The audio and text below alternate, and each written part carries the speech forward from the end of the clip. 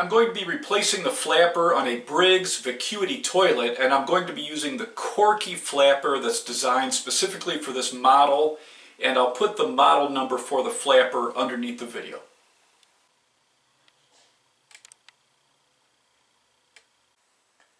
Turn off the shutoff valve to the toilet, remove the cover from the tank, and then you're going to pull out the vacuum jug.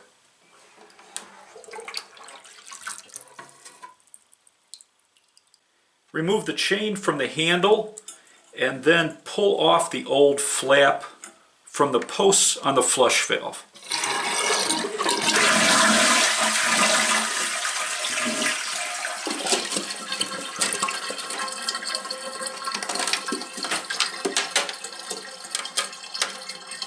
On the new flap, lower the float closer to the flap for a longer flush, and you can raise the float to conserve water. I'm going to pull it down very close to the flap to test it first, and then I can adjust it. Now you're going to connect the holes on the flap to the two posts on the flush valve.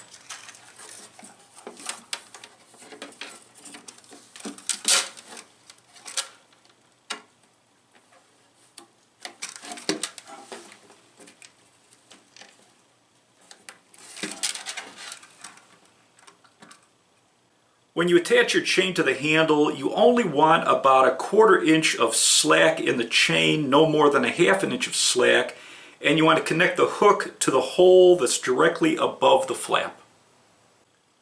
You can cut off excess chain with diagonal pliers. Test your handle to make sure the flap opens all the way. Now you can turn on the water and replace the vacuum jug.